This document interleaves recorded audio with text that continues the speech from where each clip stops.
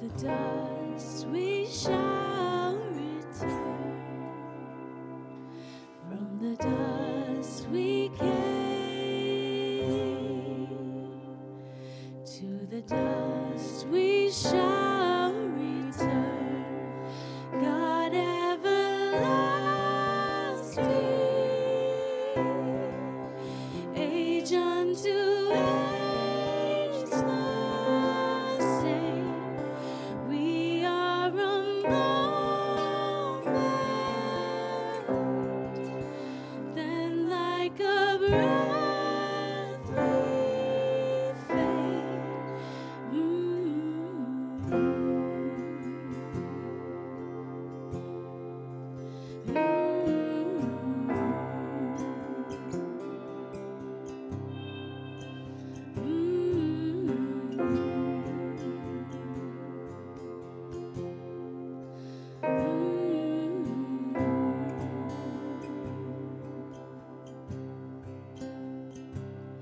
From the dust we came.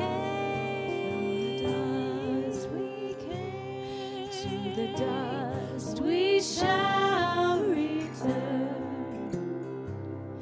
From the dust we came. To the dust we shall return. God everlasting,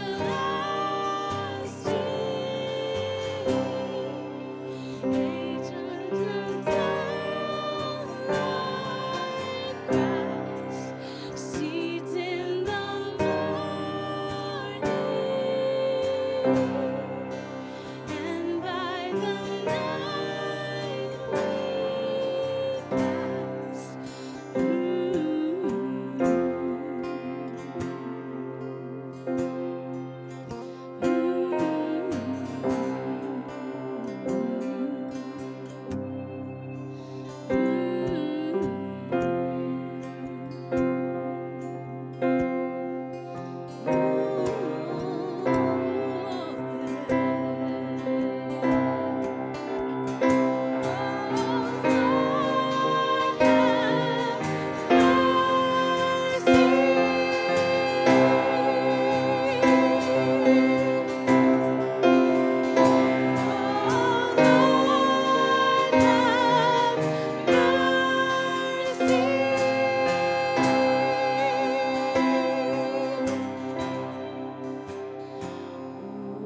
Lord, have mercy.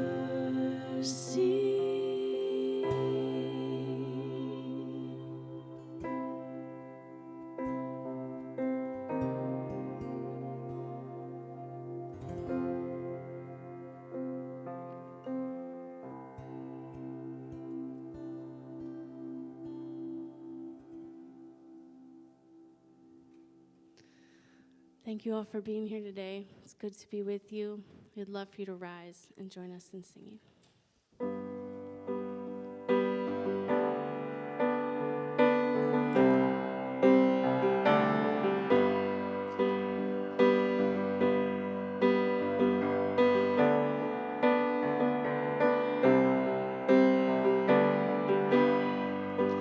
Come thou fount of every blessing, to my heart to sing thy praise.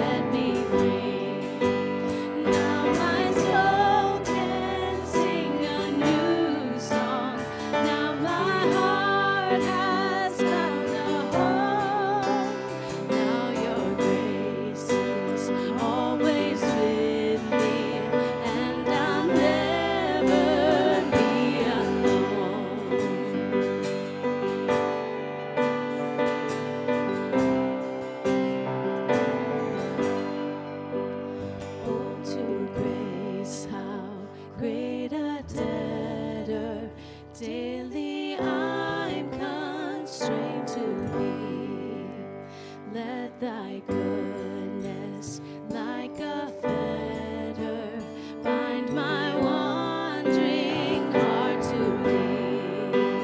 Prone to wander, Lord, I feel it. Prone to leave the God I love. Here's my heart, Lord, take and seal it for thy courts of prone to wander, Lord, I feel it, prone to leave the God I love.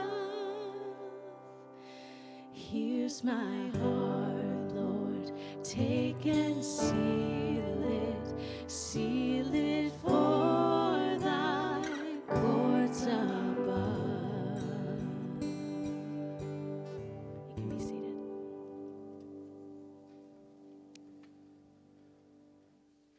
This is the story of the Last Supper from the book of Matthew in chapter 26, read from the Message version of the Bible. On the first of the days of unleavened bread, the disciples came to Jesus and said, "Where do you want us to prepare your Passover meal?" He said, "Enter the city, go up to a certain man and say, 'The teacher says, my time is near.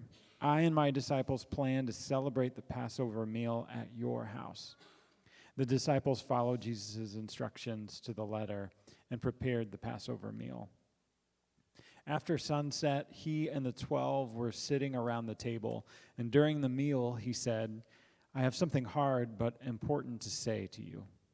One of you is going to hand me over to the conspirators." They were stunned and then began to ask one after another, "It isn't me, is it, Master?" Jesus answered, "The one who hands me over is someone I eat with daily, one who passes me food at the table. In one sense, the Son of Man is entering into a way of treachery well marked by the Scriptures. No surprises here. In another sense, that man who turns him in turns traitor to the Son of Man. Better never to have been born than do this." Then Judas, already turned traitor, said, "It isn't me, is it, Rabbi?" Jesus said, "Don't play games with me, Judas." During the meal, Jesus took and blessed the bread, broke it, and gave it to his disciples. "Take, eat. This is my body." Taking the cup and thanking God, he gave it to them. "Drink this, all of you. This is my blood, God's new covenant, poured out for many people for the forgiveness of sins. I'll not be drinking wine from this cup again until that new day when I'll drink with you in the kingdom of my Father." They sang a hymn and went directly to the Mount of Olives.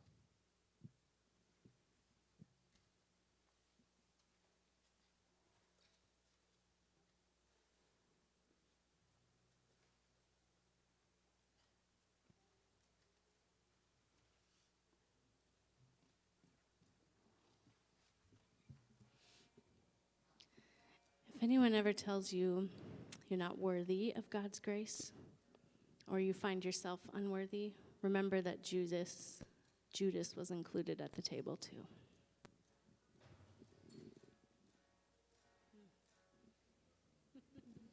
Even if you have technical difficulties.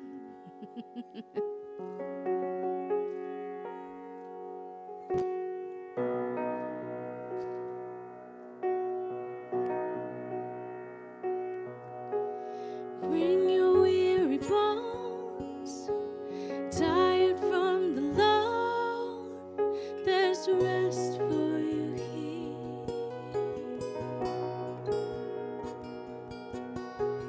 Bring your hurting heart that's been emptied and scarred, there's nothing to fear.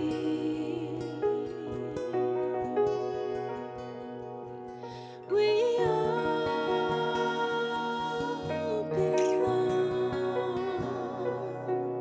here.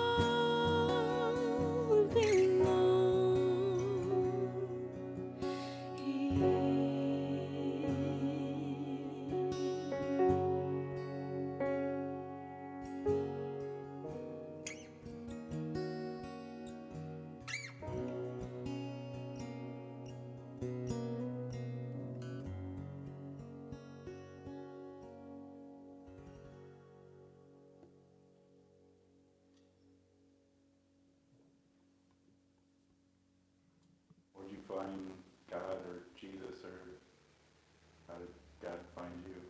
Yeah, I think God found me. I had no idea that I had no idea that I was looking for God. I was completely happy in my life. I was not a seeker. I wasn't lonely. I had a good community of friends. I liked my work. So if I was a seeker, that was a surprise to me. That was not what I expected.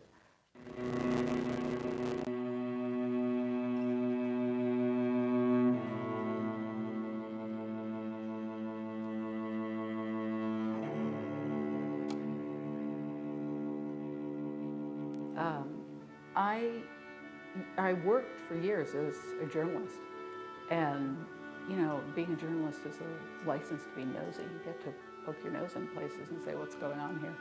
And I used to live a little bit closer, and I walked by here early in the morning. It's a beautiful building. And one morning, it was Sunday and the doors were open, so I walked in to see what was going on. And there's a big round open space surrounded by that massive icon of dancing saints, which is gorgeous, but that was empty when I walked in.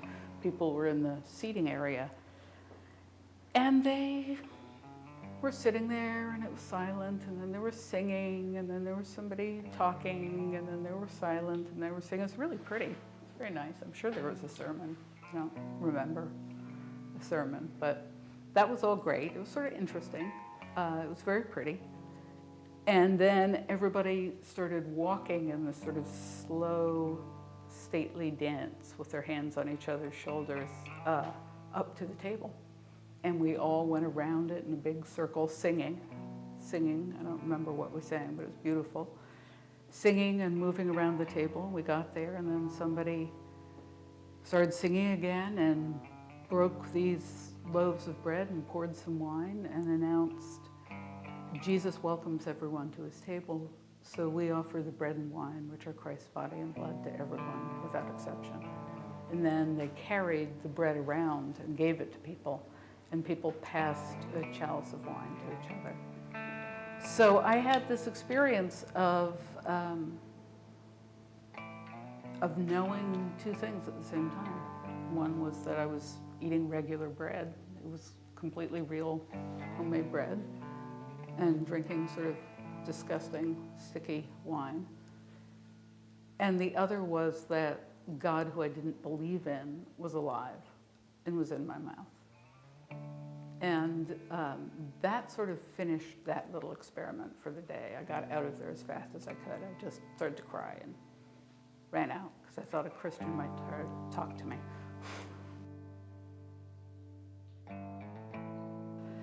So that was the beginning of my conversion. Unfortunately, conversion is not something that happens to you once and then everything's better.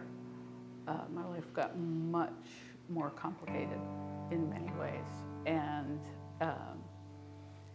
that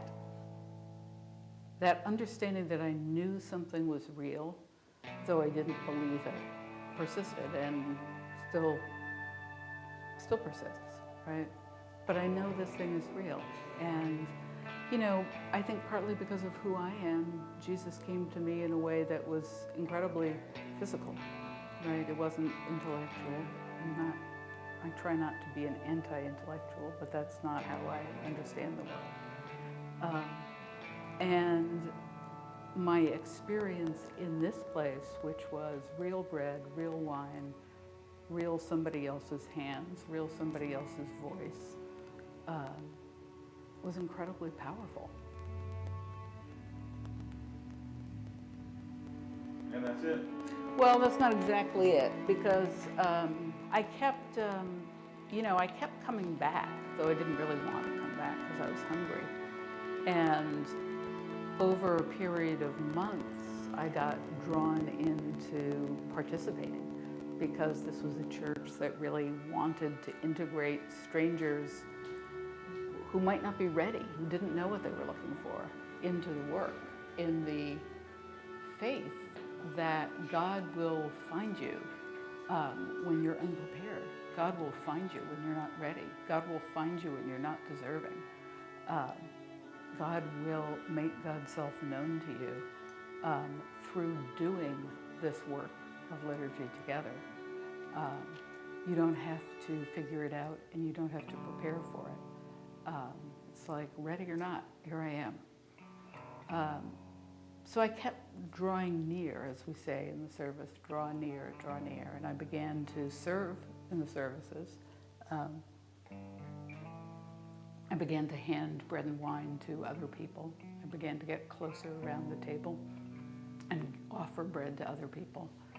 And I decided two things. One was I decided to be baptized. And the same weekend I was baptized, I decided we launched our food pantry, because I had thought, well, here we are at this table, sharing bread and wine with people who don't deserve it, and God's in it. Well, let's do this as much as we possibly can. The altar is beautiful. It's this carved table because we all stand to take communion. We all come really close around it. It's not, we don't stand in a circle. It's sort of a mob crowds the table. And the altar has two things written on it in these beautiful illuminated gold letters. On one side, in Greek, there's a phrase from Luke's gospel, and it says, "This guy eats with sinners." And on the other side of the table, there's a quote from Isaac of Nineveh, this mystic from the 7th century. And it says, "Did not our Lord dine with publicans and harlots? Therefore, make no distinction between worthy and unworthy. All must be equal in your eyes to love and to serve." So that was pretty clear to me, that we, the things that we do in worship mean something, and they're a guide to our whole lives, in church and out of church. It's not as if there's worship and then there's everything else. Worship is the way that we learn to have a relationship with God in everything. And so the principles of the worship that I discovered at St. Gregory's were the same principles that underlay the food pantry. So the food pantry wasn't a good deed. It wasn't a social service program. It wasn't like, let's do something for the poor people. It was like, A, this is for everybody, deserving or undeserving, ready or not ready. B, we're not doing something for other people. We're doing it with them. So the people who come to get food are the people who are running the pantry. The people who come to get food are in charge of handing bread to other people. Just as I was incorporated into the worshiping community by being given work, by being given things to do, by being given responsibility, by being accepted as somebody who, because I was a stranger and an outsider, had something that the Spirit was offering to the community, right? And so that's the way we ran the food pantry. So we don't say you have to fill out forms, you have to be good, you have to be deserving. We just say, Jesus welcomes everyone to his table, right? And we don't say, why don't you come in and do it the way we like to do it and dress the way we dress. And if you're really good and obedient for about a year, we'll let you do a little thing, but not too much, because we have volunteers who know how to do it better than you do, right? I just would go up to guys on the line and say, hey, can you help me? And then they'd start to say, God, Sarah, the way you do this is so stupid. Let me show you a better way to do that, right? Because the food pantry is a living community. It's church, just the way Sunday's church. And God is making God's self known through the work of the community. And over, God is busting it open and messing it up so that we have to see a little bit more. Sounds like, no offense there, but it sounds irresponsible and unsustainable and messy. It sounds like you need a little more structure in order to scale up. Right. One of the most idolatrous things in the world is the idea of efficiency. God is not efficient. Have you noticed that? God is like so not efficient. God is just merciful. God is over the top frequently.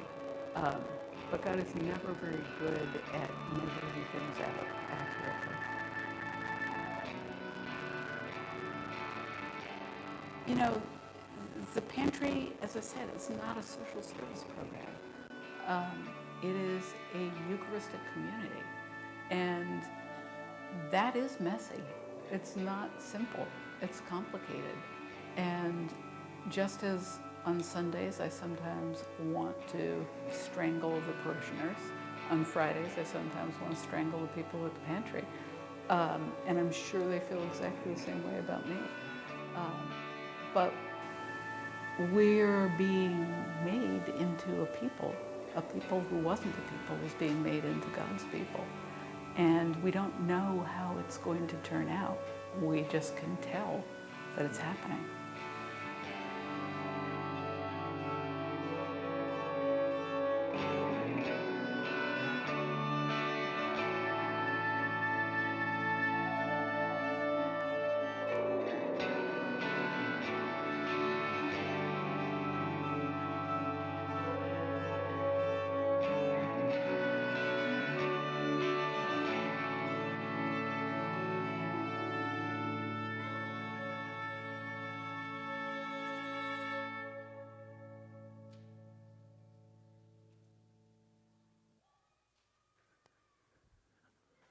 Thank you all for being here this evening. I promise you, I have never had the thought that I want to strangle you all. That might be true of her congregation, not of all of you. If you've been with us at all during this season of Lent, we have been talking about Jesus' favorite topic, the kingdom of God, and it all kind of leads up to today, Maundy, Thursday, his last night with his followers. And it's one of those things where it's shocking but not surprising, because it's all been coming to this. And the last couple weeks especially, I've been talking about how, like, Jesus knew what he was getting himself into. He knew exactly what he was doing. He knew what the likely outcome of all this was going to be and what he was inviting his followers into as well.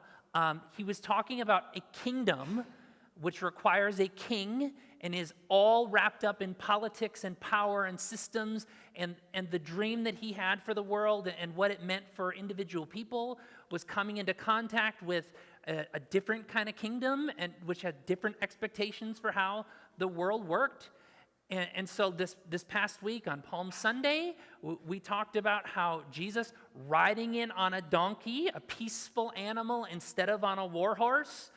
Jesus going to the temple, and rather than making a sacrifice to the gods of the world as it is, started throwing over tables. He rather than like living into just religious ritual, exactly how things were, he prioritized people over everything else. He talked about a kingdom where everybody was welcome, everyone was celebrated, where the powerful and the rich were overthrown for the poor. That was always going to get him into trouble and going to get the people who took his message seriously into trouble. He knew that it was coming. He knew that it was all going to at some point come to a head. And yet, maybe you have found yourself in this situation too, where you know that something's coming, and then there's the actual experience when it arrives. You've known that it was going to come to this, and then it's when you get to that point, it's a little bit different in your felt experience, right? So this week, as I was thinking about and trying to like put myself in that experience, in that room with Jesus and his followers, I was trying to put myself in Jesus' seat even, and trying to think through what he was thinking as he was sitting in that room, knowing what might happen in the hours that were coming in front of him. And I kind of imagine him looking around that room, knowing that it was leading to this point and what might happen in the hours to come, and him thinking, is this worth it? Do I actually believe all this stuff? Am I actually going to put myself through this? Is all of this worth it? Are these people who are sitting around this table with me worth it? Especially that guy who's going to turn me over. I'm not pointing to anybody out here. Especially the rest of these guys who, as soon as things get rough, they're gonna skip town. They're gonna run as far away from me as possible. Is this really worth it?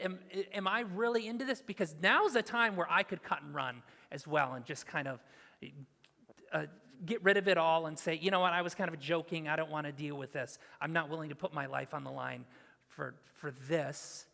And we kind of get an indication that he was kind of thinking this, and that he had, as he was sitting there at this table, he had doubts and consternations and fear too, because of what happened next, where Jacob left off the story. They then, after this meal, went off to a garden, and when he got to that garden, he asked his friends, "Don't leave me,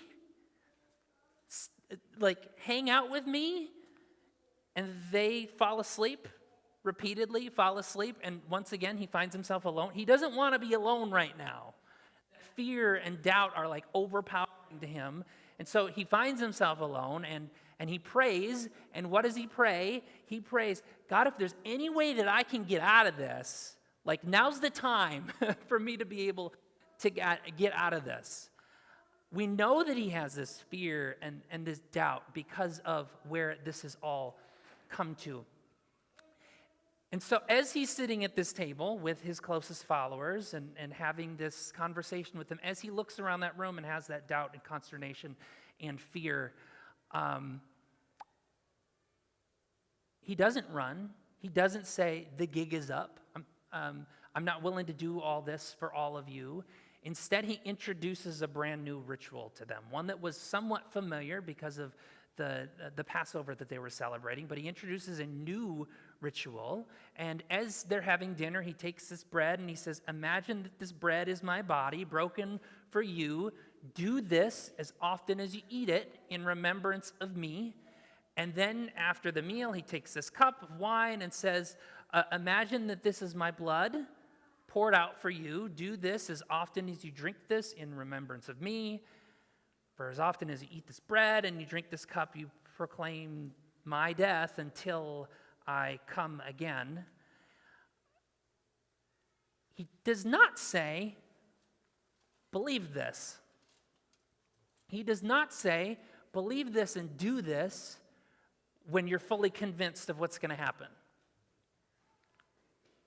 He says, "Do this." And when does he say to do that? As often as you eat this and you drink this. He was not fully convinced.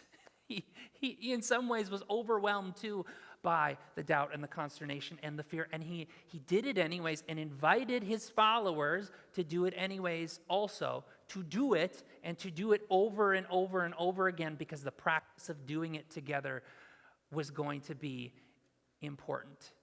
And so in just a few moments, we're going to participate in that as well, just as we do regularly over and over and over again, not because there's something magic that happens in doing this, but there is something that happens when we do this together, because we do it together. It's important because the practice allows us to say, we are not alone in this. We have our own doubts and consternations. We walk into this world as it is, unsure about what is going to happen, and yet we're doing it together, knowing that God has done this before us. So in just a moment, I'm going to invite you forward. If you've had communion with us before, this will probably be pretty familiar to you. We'll have you come forward, and we have two different stations that aren't quite stations here. We have the bread, which is gluten-free, so if you have that need, you are welcome to participate. We have the cup, which is grape juice, not wine, so if you are in recovery, you are welcome to participate. What's going to be a little bit different from normal is that we wanted to more than ever acknowledge that we are doing this together collectively, and so we're going to do this a little bit more organically than usual. We're going to have you serve one another. So we'll have you come forward as you feel like you would like to come forward, and I guess the first person is going to have to serve themselves. So you'll come up, pick up the plate, rip off a piece of bread, dip it in the cup, and then eat it, but then turn to the person behind you, and you're going to serve them the bread. Then they will take their bread, dip it in the cup, and turn and do the same. Does that make sense? We have hand sanitizer here. if you would like to sanitize your hands beforehand. I need to clarify once again that if you're serving one another, it's not that you're holding up the bread to their face. You don't need to do that. If you're worried about germs or cross-contamination or anything, we do have these cups available as well. The other note is that anyone is welcome to participate. Everyone is welcome at this table. Judas was welcome at the table. The other 11 who abandoned Jesus were welcomed at the table. You do not have to be a member of this church to be welcome at this table. You don't have to have all of your theology figured out. You do not have to be a grown-up in order to participate. All are welcome to participate. All are welcome at the table, because the best way to experience the grace of God is to experience it. So before you come forward, will you repeat after me? Christ has died. Christ has risen. Christ is coming again. Let's do this together.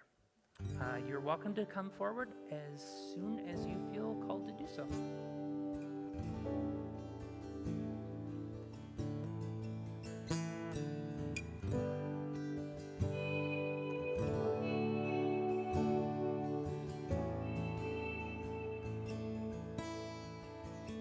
We are broken. We are bleeding. We are fractured, but we're healing. We'll be whole again by the light of day. This our promise, so we watch and wait.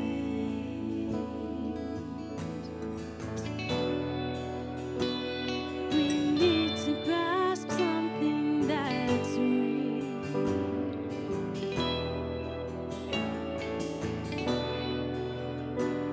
The tangible, life-giving God, who is here,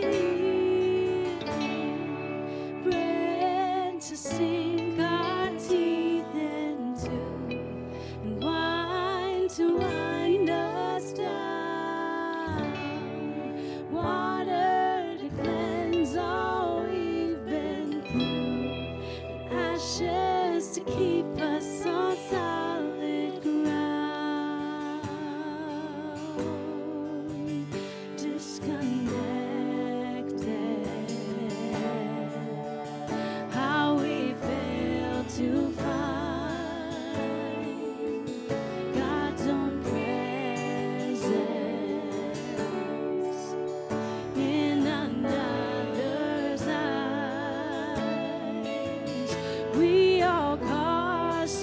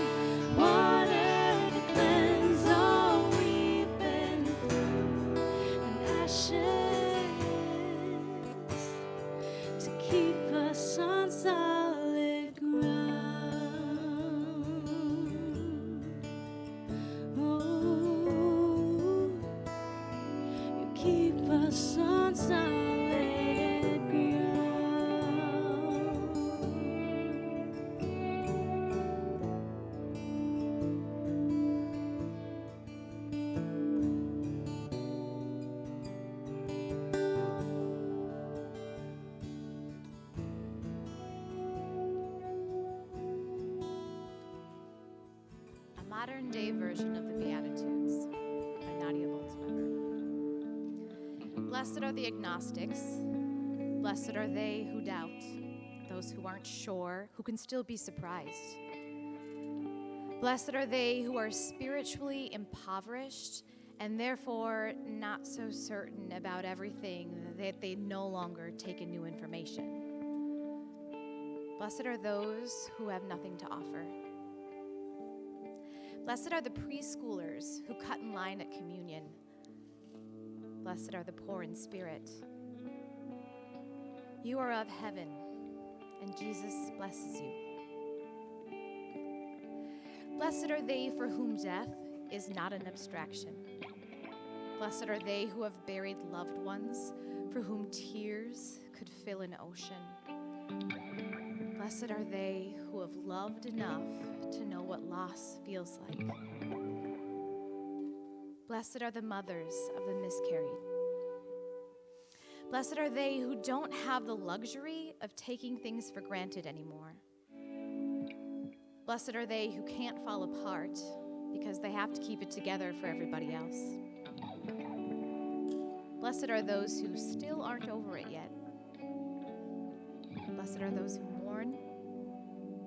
You are of heaven, and Jesus blesses you. Blessed are those who no one else notices. The kids who sit alone at middle school lunch tables, the laundry guys at the hospital, the sex workers, and the night shift street sweepers. Blessed are the forgotten. Blessed are the closeted. Blessed are the unemployed, the unimpressive, the underrepresented. Blessed are the teens who have to figure out ways to hide their new cuts on their arms. Blessed are the meek. You are of heaven, and Jesus blesses you. Blessed are the wrongly accused, the ones who never catch a break, the ones for whom life is hard, for Jesus chose to surround himself with people like them. Blessed are those without documentation. Blessed are the ones without lobbyists. Blessed are foster kids and special ed kids and every other kid who just wants to feel safe and loved. Blessed are those who make terrible business decisions for the sake of people. Blessed are the burned out social workers and the overworked teachers and the pro bono caseworkers. Blessed are the kind-hearted football players and the fundraising trophy wives. Blessed are the kids who step between the bullies and the weak. Blessed are they who hear that they are forgiven. Blessed is everyone who has ever forgiven me when I didn't deserve it. Blessed are the merciful, for they totally get it.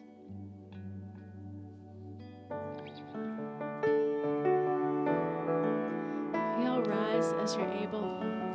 Sing along as you can. Sing for the people that need this.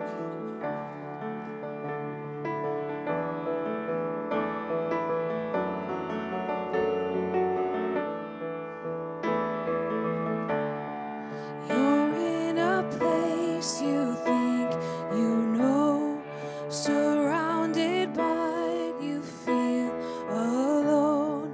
You have a place to rest your head, but not a home.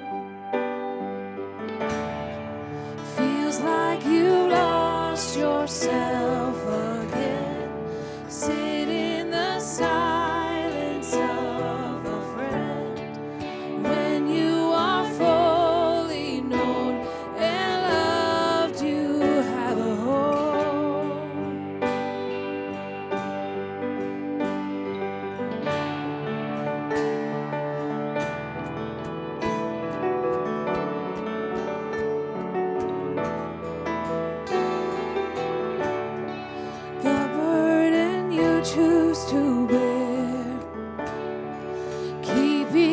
yourself from those who care. Problems and pride play hide and seek, you're unaware that all of the things you keep concealed one day are bound to be revealed. We paint a picture of ourselves that isn't real.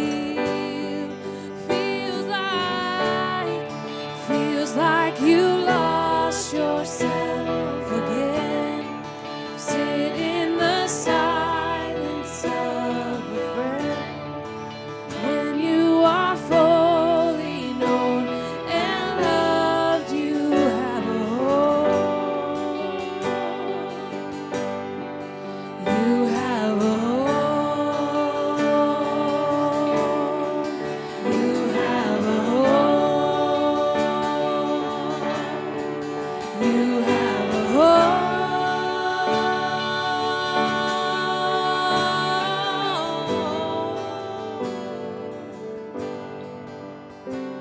And may you find peace of mind with me, my friend.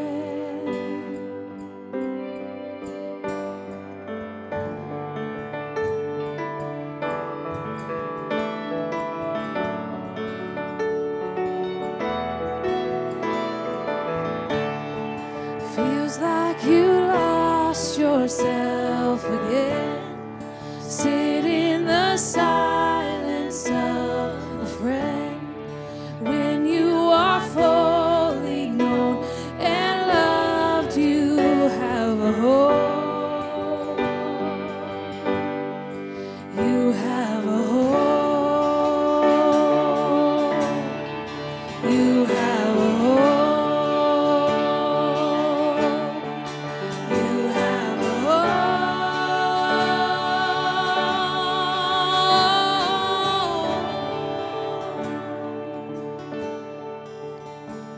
In time, may you find peace of mind with me, my friend. In time, may you find peace of mind with me, my friend.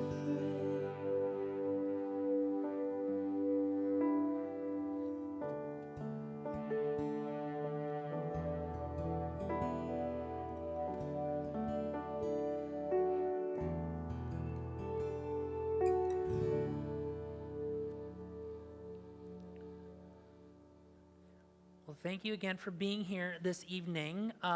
This is not it. We get to go out there and have another supper together, maybe a little bit more filling than this one.